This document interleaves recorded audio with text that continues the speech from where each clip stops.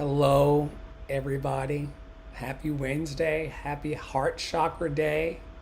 Happy Love and Action Day of Love. I hope that you're having a wonderful day wherever you are on the planet. And I hope that you're drinking in the goodness of life because the goodness of life is what we deserve. And of course, we're going to have the other stuff, but not focusing on the calamity and the chaos and bringing ourselves back into harmony with ourselves and each other feels like a great place to begin. Artists are not like athletes. We cannot win gold. We cannot beat other creatives. We cannot come first. Sport is objective. Our craft is subjective. Creating to be the best is a waste of energy. Instead, create to connect to the people who need you because they're out there. Create in your way because there's no right way. Take the pressure off and focus on your unique brand of magic. Once again, artists are not like athletes. We cannot win gold. We cannot beat other creatives. We cannot come first. Sport is objective. Our craft is subjective. Creating to be the best is a waste of energy. Instead, create to connect to the people who need you. Because they're out there. Create in your way. Because there's no right way. Take the pressure off and focus on your unique brand of magic.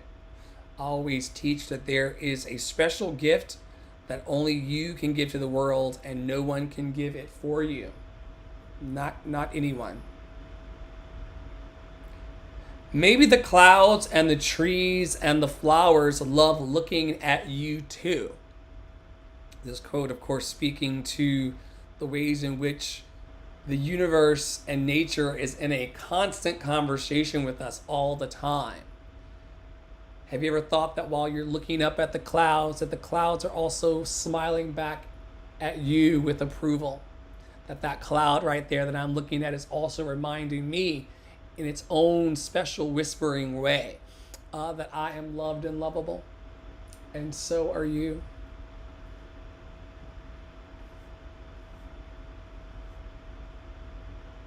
Life is too short to think you're unlovable because someone didn't know how to love you. Life is too short to think that you're unlovable because someone didn't know how to love you. This is why we affirm every day here that you're loved and lovable, because sometimes the feedback externally may not shore up a vibration of confidence. But just because everyone isn't paying attention to you because they're living their own lives, people are busy trying to make this money to move the dreams forward. They're busy loving on their community. They're busy trying to find balance inside. So do not blame them for not knowing how to love you, in this particular hour or this particular day. You're not unlovable because of any of these things. Life is just very, very full right now for so many people, and we're just hanging on the best that we can. This is why taking moments of rest and relaxation are so critically important right now, because in those moments of rest, in those moments of calm, you begin to come to terms with what's real and what's imaginary. We have these thought forms that are real and are there to help us to uplift ourselves out of negative mind states or depressions.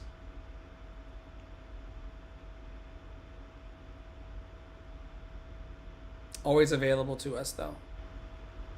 This idea that we're loved and lovable. I hope that tracks. All right, let's move to the BD. We've been moving through the 52 weeks of conscious contact with the divine through Melody Beatty. This text allows us every day to join mind around thoughts and ideas that encourage, equip, and empower.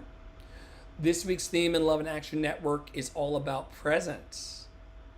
And we're up to day 4 of this 7-day week. I don't know about you. These weeks are just flying by. Apparently, it's been a month already since baby Priolo arrived. I refuse to even believe that's true, even though I know that it is. Life flies by when you're having fun. Day 4 starts with this one, like a bunch of words together in one quote. And thank you for keeping me straight again yesterday, amen.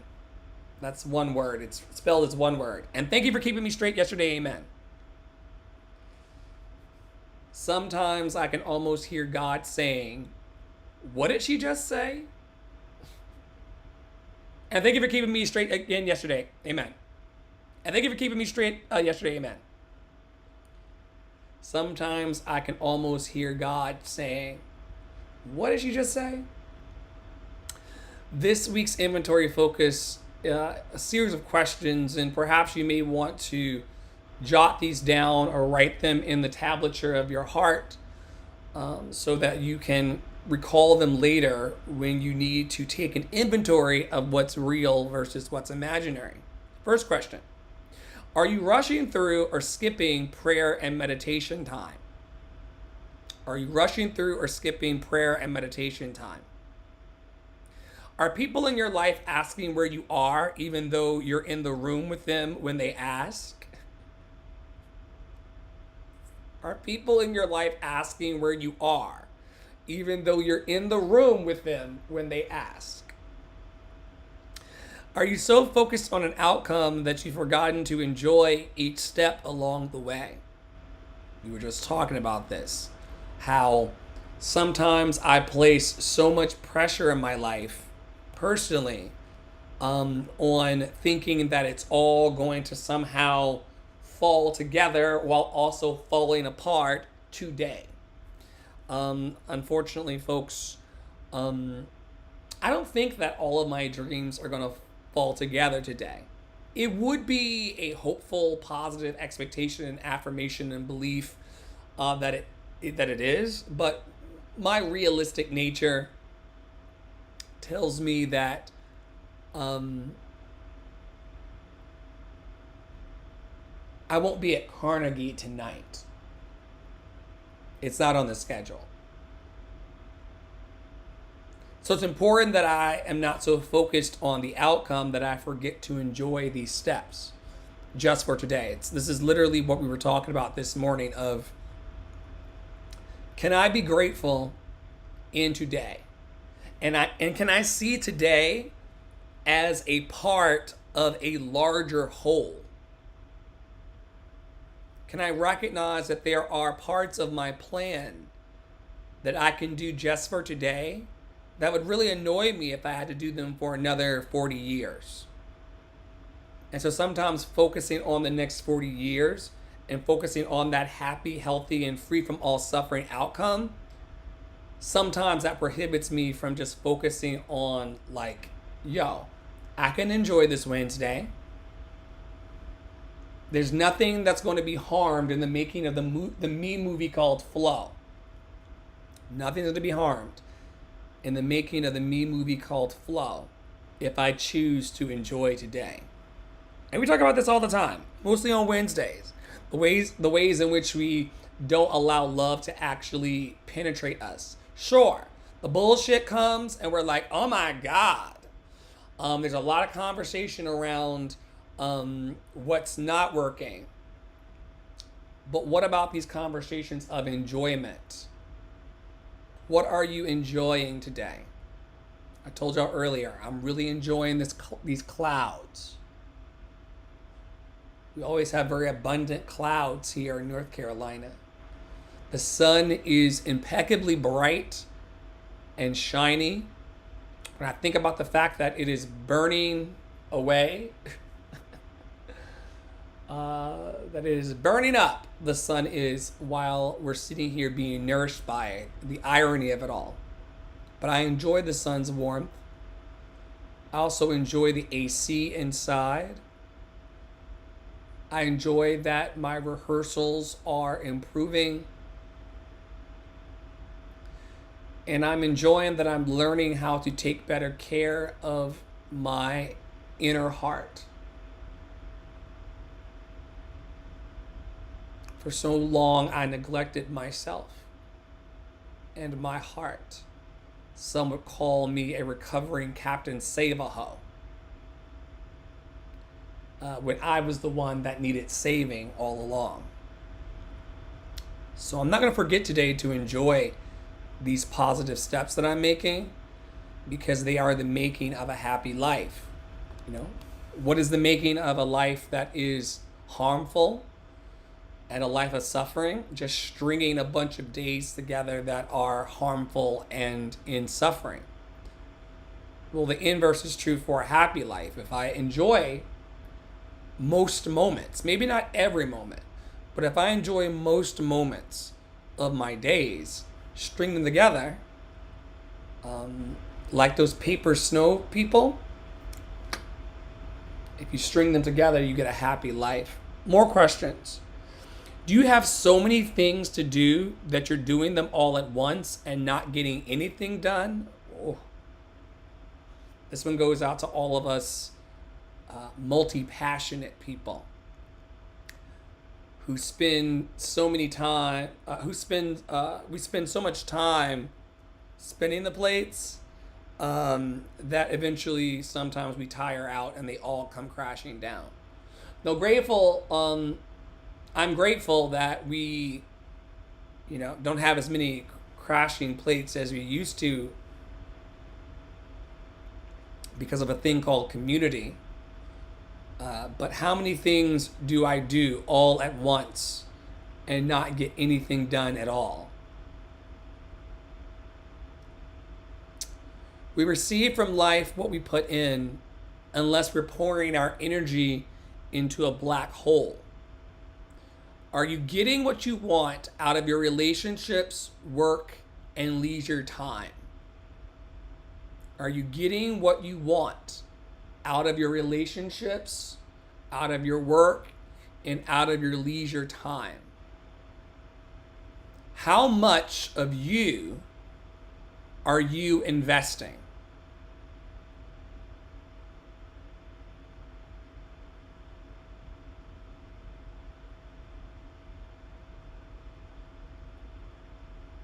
We receive from life what we put in, unless we're pouring our energy into a black hole. I talk often in our work here about leaky buckets, and some people see it as a pejorative, but I think that we all leak from our life buckets in various ways. I'm leaking right now. You just can't see from where. But under multiple genocides and capitalism and just the general harmful mind viruses that we live under daily, I leak like everyone else. Leaking emotionally. Pouring into a black hole or spilling out into the street because of these holes that I either poke in myself or that life pokes in me. And there's a very healing question that's happening here today in our midst. Are you getting what you want out of your relationships, work, and leisure time? How much of you are you investing? Well, as it relates to my relationships, I have pruned the vines of my relationships. So I do get what I want out of my relationships. I've demanded more of my relationships, be they small yet mighty. I've demanded more of my relationships in the last 6 to 8 months, and that is yielding great fruit for me personally. Are you getting what you want out of your relationships? Yes, because I'm asking for it and demanding nothing less. I had to have some real conversations with myself over the last 6 to 8 months about whether the things I was asking people for in relationship with me was me being a pretentious, needy bitch. Was I being a needy bitch or a loved and lovable human in the things I was asking for in my relationships? Was I being a needy person that was putting undue pressure and expectations on people? Or was I simply loved and lovable and deserved everything I was asking for? And so, are you getting what you want out of your relationships? I'm going to say yes to that because I demanded it so. And I teach that while we want to be as kind and as nice, it's very important to them that we are kind and nice. Make sure that you're getting what you want out of your relationships because they're not going to give it to you unless you demand it. And graciously demand. But make sure that you're getting what you want out of relationships. My leisure time, oh my gosh. I have a Hello Kitty game now. I have a Disney game. I usually play a turn like once every 5 days on Words with Friends with Tara and a few other white lady friends I have that love to play the game with me. I got a new smart TV that I'm borrowing from Angie, SVP of Real Loves Club. So my leisure time has been wonderful. Am I getting what I want out of my leisure time? Yes. So relationships, I've demanded that people bring their wholeness to the table. I've demanded that we heal the things that we can and that we surrender the things that we cannot heal in this moment in my relationships. And then also in my leisure time, I'm playing way more video games and watching way more Judge Judy and Modern Marvels. I love Modern Marvels. So my leisure time is great.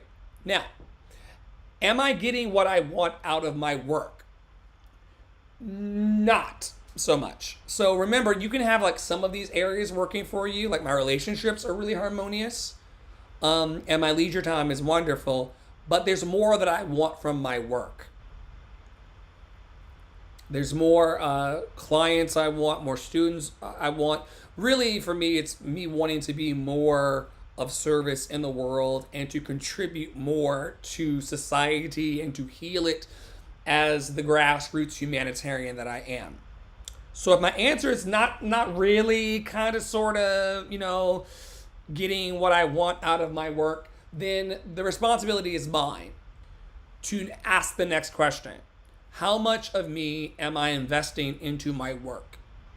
And I am a professional, like so many of you, I am a professional hide and go seek life player.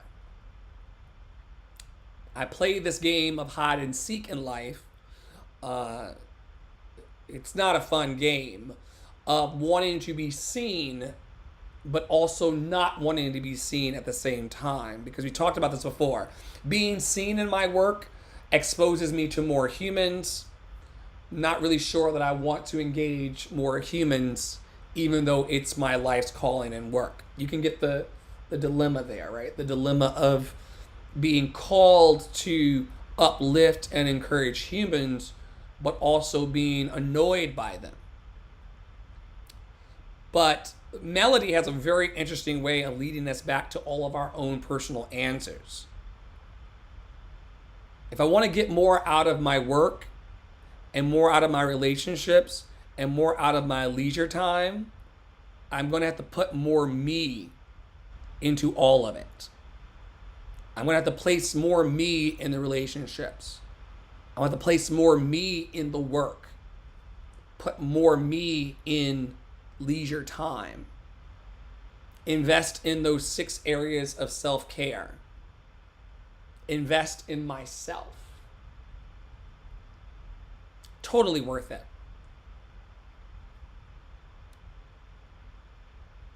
Totally worth it. All right. So the inventory focus loaded us up with a lot of questions, and I'm going to actually hit you with a few more. I've taken a bit of a turn as it relates to the chakras. I think that any of you can Google heart chakra and it will tell you about the tools. It will tell you about the gemstones. It will tell you about the properties and principles of those days. And I don't want to be talking to you all or having conversations about things that you can learn on Google for yourselves. So I'm taking a bit of a different approach now and just beginning to ask questions that relate us back to these chakras. Because it's important to me that we not only know the facts, that's very academic, very academia to, receive copious amounts of information, to be able to regurgitate it back, but then not to actually apply it to my heart and to my life. It's a waste of time for me. I'm not a traditional learner, though. I'm a college dropout, proudly. I'm a proud college dropout.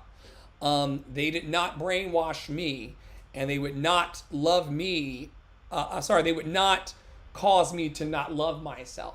There's lots of stories in academia of people being uplifted, sure, but I hear a lot of stories of people trying to force themselves as a triangle peg into a very small square hole, and trying to force yourself into situations and environments and lifestyles that are not who you truly are will cause you pain. So I'm a proud college dropout because they wanted me to become like everybody else, but nobody knew who they were.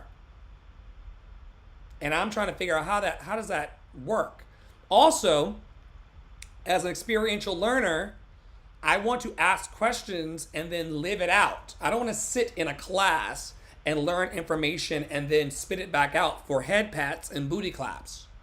I would rather really figure out in this life today, instead of knowing the facts, I would like to figure out today how I can cultivate more compassion, love, and emotional balance in my life.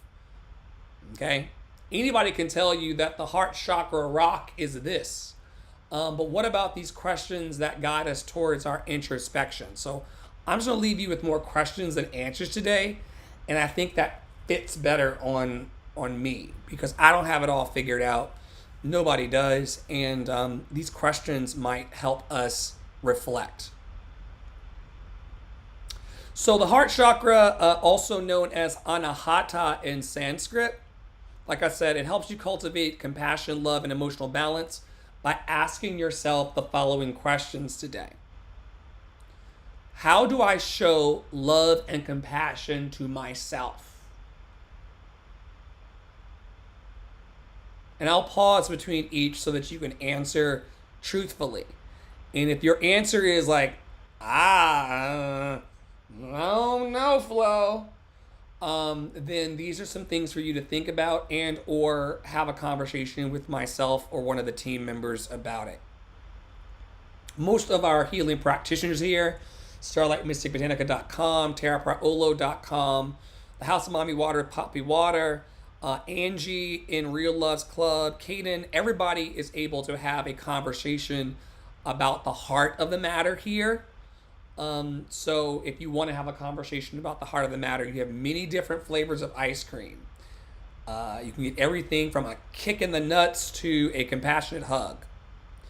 We offer those daily here. So how do I show love and compassion to myself? Do I practice self-care and self-respect consistently? Do I practice self-care and self-respect consistently? What are my current feelings towards my own worth and value? What are my current feelings toward my own worth and value? I'm going to pause here and talk about this because the net worth of my feelings has done one of these throughout my life. When I look back over my life, I can see snapshots of time, sometimes years of time, where my feelings were very high in my worth and value. And then there are times like the last 3 years where I've seen my feelings lean towards low worth and low value. And so it's important to check in as often as we can around our current feelings about our own worth and value. Because if you know, like I know, it can feel great in the morning and low in the evening, or great in the evening and low in the morning. So it's important that we check in with our current feelings as often as we can, to just say, like, yo, temple of my heart, how am I currently feeling towards my own worth and value? We'll be coming back to these every Wednesday, so I'm just going to run through these and we'll see how this feels. But I just want to give you a little bit of a teaser into this new approach. Once again, anybody can Google heart chakra. Anybody can find out that this is the chakra or wheel point in our energetic center where we cultivate compassion, love, and emotional balance. We've been saying that for the last year. Every Wednesday, you get it. What about asking yourself, how do I express love and compassion towards others? How do I express love and compassion towards others? Ooh. Am I able to forgive those who have hurt me? If not, what is holding me back? Am I able to forgive those who have hurt me? Or it could be a perception of harm, y'all, because there's some people don't know that they hurt you. I'm a person who speaks very clearly and directly. I'm a person who tells it like it is. I'm a person who stands up for what is right. And so a lot of people go, ouch, to me, and I don't have a fucking clue. So I'm going to add to this, am I able to forgive those who have hurt me or those who I perceive have harmed me? I'm not talking about the person who punched you in the throat. Of course, they hurt you. I'm talking about the burdens that we carry in our imaginary thoughts, in these like fake beefs and battles with people in our heads. Am I able to forgive people who are involved in the fake beefs and battles in my own head? I guarantee you that they're not thinking about you as heavily as you think they are. Some of them don't even know they harmed you, or if they did know that they harmed you, they may have forgotten because of a whole pandemic or some kind of personal health crisis and concern. Am I able to forgive those who have hurt me or those who I perceive to have harmed me? And if not, what is holding me back from that? Ugh. What indeed is holding me back from forgiveness?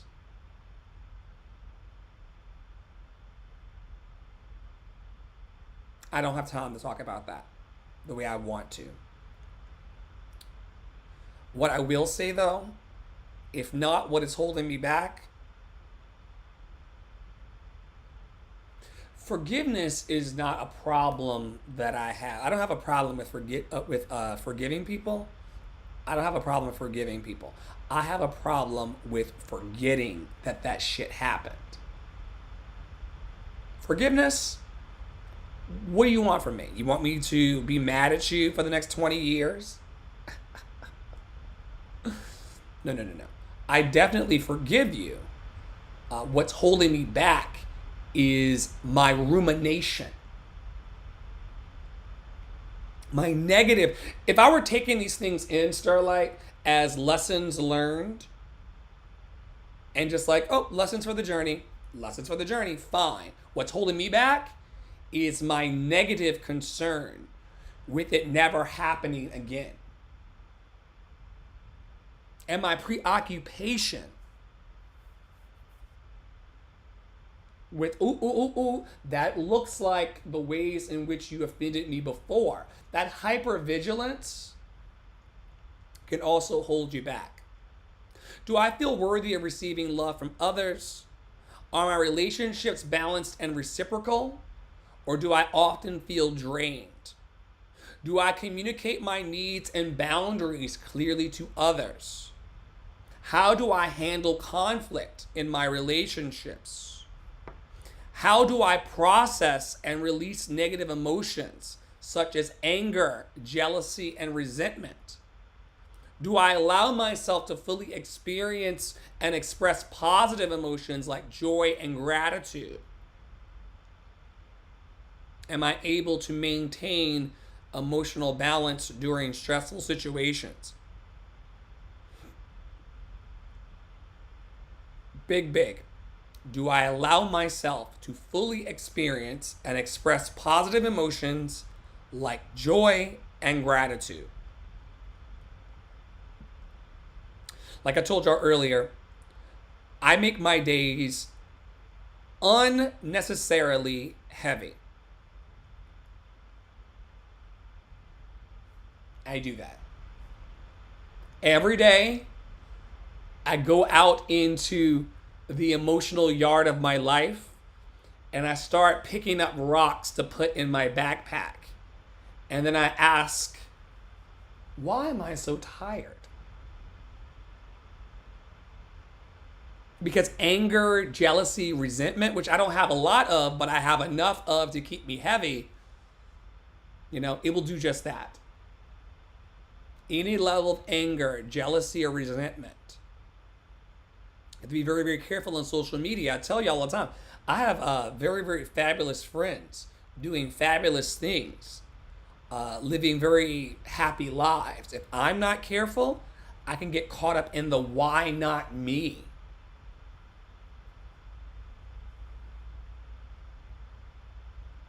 But there's a way in which I can choose where I'm choosing to fixate my attention on that jealousy, why not me, or in the abundance that is I have everything I need. I have everything I need. In fact, I have more than what I need.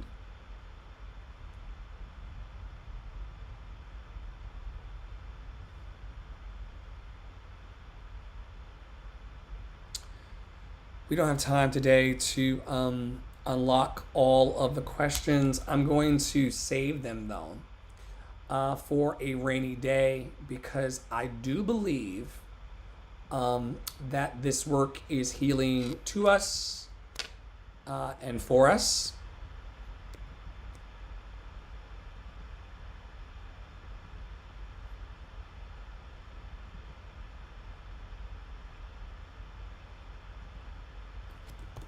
Just questions to ponder.